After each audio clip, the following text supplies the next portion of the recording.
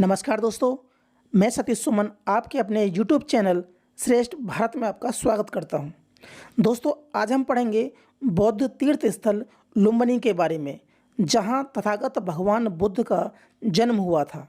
इस महान तीर्थ स्थल की ऐतिहासिकता के बारे में विस्तार से बात करेंगे। तो जिन्होंने अभी तक हमारे चैनल को सब्सक्राइब नहीं किया है तो प्लीज़ चैनल को सब्सक्राइब कर लें। बगल में जो बेल आइकन है उसी भी क्लिक कर दें ताकि हमारी हर वीडियो का नोटिफिकेशन आप तक पहुंचता रहे। यह वह स्थान है जो विश्व में बौद्ध धर्म के 4 प्रमुख तीर्थ स्थलों में से माना जाता है। बुद्ध से पहले इस स्थान की कोई महत्वपूर्ण ऐतिहासिकता नहीं थी, लेकिन बुद्ध के जन्म लेने के कारण यह स्थान बौद्ध मतावलंबियों का सर्वश्रेष्ठ तीर्थ बन गया और इसके साथ साथ विश्व के इतिहासकारों, पुरातत्वविदों आदि विद्वानों का महत्वपूर्ण केंद्र भी बन गया। बौद्ध धर्म में दीक्षित होने के बाद महान सम्राट अशोक ने तथागत बुद्ध के जन्म स्थान की यात्रा की तथा यहाँ अनेक स्तूपों एवं विहारों की स्थापना की। अशोक ने अपनी यात्रा की स्मृति में एक स्तंभ भी बनवाया। ये भग्नावशेष जिस स्थान पर उपलब्ध हैं वह स्थान पररिया गांव के नाम से जाना जाता है और नेपाल की भगवानपुर तहसील से 2 मील दूर उत्तर में स्थित है। यहाँ पर पहुँचने के लिए 2 मुख्य मार्ग हैं। पहला गोरखपुर जिले में नौतनवा स्टेशन से होकर, दूसरा बस्ती जिले के नौगढ़ स्टेशन से होकर। नौगढ़ स्टेशन से यह स्थान 26 मील की दूरी पर है। नौतनवा स्टेशन से थोड़ी दूर पर महाबोधि संघ द्वारा निर्मित धर्मशाला भी स्थित है। पाली ग्रंथों के अनुसार लुम्बिनी में सुंदर उद्यान था जो शाक्य गणराज्य के प्रमुख शुद्धोधन की राजधानी कपिलवस्तु और मायादेवी के पिता की राजधानी देवदह के बीच स्थित था।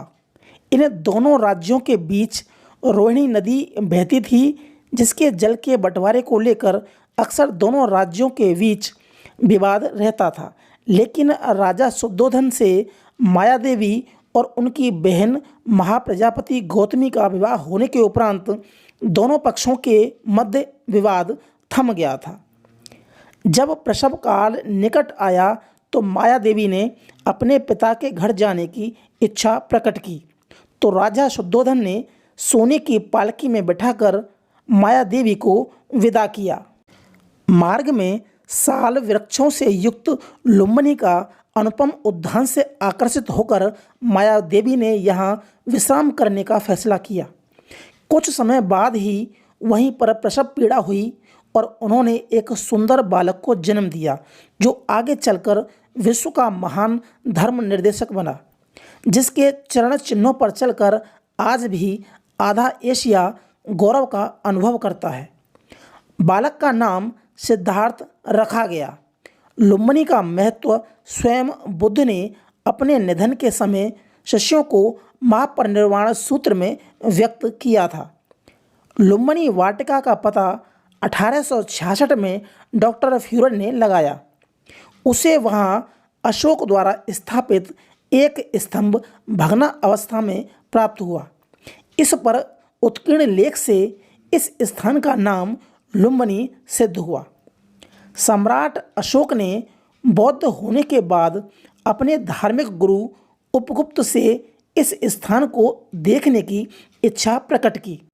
उपगुप्त अशोक को वहां ले गए और एक स्थान की ओर इशारा करते हुए कहा कि राजन, यही वह स्थान है जहां तथागत भगवान बुद्ध का जन्म हुआ था। इसके बाद अशोक ने एक स्तूप और एक स्तंभ की स्थापना करवाई और इसकी यात्रा का उल्लेख उसमें किया।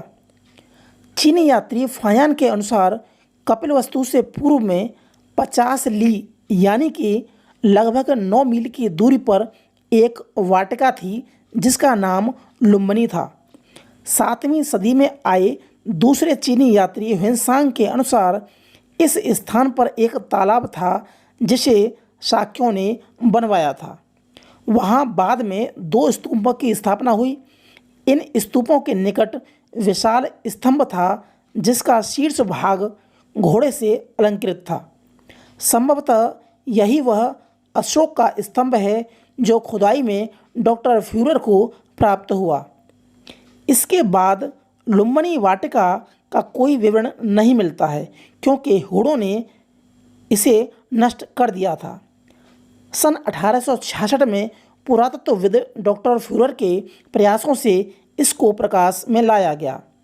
अब पढ़ेंगे हम अशोक स्तंभ के बारे में।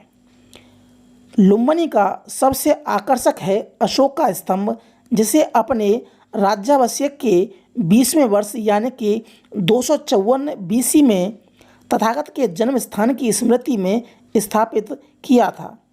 इसकी भूमि से लंबाई लगभग 10 फीट है। खुदाई करने पर इसकी वास्तविक ऊंचाई 22 फुट 4 इंच प्रमाणित हुई। मूल भाग में इसकी परिधि 8 फुट 3 इंच है, जो ऊपर की ओर कम होती दिखाई देती है। इस पर ब्राह्मी लिपि एवं पाली भाषा के लेख उत्कीर्ण हैं। अब पढ़ेंगे हम पास में ही स्थित माया देवी मंदिर के बारे में। स्तंभ की पूर्व दिशा में एक छोटा सा मंदिर है, जिसके प्रवेश के लिए सीढ़ी से होकर जाना पड़ता है। मूर्ति पर बुद्ध की माता महामाया अपने दाएं हाथ से साल वृक्ष की झुकी हुई शाखा को पकड़े खड़ी है। निकट उनकी बहन प्रजापति गौतमी और सेवकाओं की प्रतिमा बनी है। नीचे कमल पर खड़े बालक बुद्ध को दिखाया गया है। मूर्ति की शिल्पकला गुप्त काल की है। मंदिर के नीचे उतरने पर आगे चलने पर अनेक इमारतों के भग्नावशेष देखने को मिलते हैं। इनमें सबसे महत्वपूर्ण है एक बहुत बड़े स्तूप जिसके भग्नावशेष हैं, जिसकी रचना अशोक ने करवाई, जो अब केवल नींव के रूप में बची है। खुदाई में यहाँ बहुत सारी वस्तुएं प्राप्त हुई, जिनमें बुद्ध की मूर्तियाँ, मिट्टी की मोहरें, कुछ तांबे की मूर्तियाँ भी प्राप्त हुई। आगे भग्नावशेष से कुछ दूर 50 फुटा वर्गाकार तालाब है, जिसमें सीढ़ियाँ बनी हैं, जिसमें बुद्ध के जन्म के पूर्व माया देवी ने स्नान किया था। आगे चलकर 2 आधुनिक स्तूप देखने को मिलते हैं, जिनका निर्माण नेपाल सरकार ने कई वर्ष पूर्व खुदाई से प्राप्त ईंटों से करवाया था। तो दोस्तों, आज पढ़ा हमने बौद्ध धर्म से संबंधित 4 प्रमुख तीर्थ स्थलों में से एक लुम्बिनी के बारे में, जहां तथागत भगवान बुद्ध का जन्म हुआ था। तो आज के लिए सिर्फ इतना ही। मिलते हैं हम अगली वीडियो में। तब तक के लिए नमस्कार।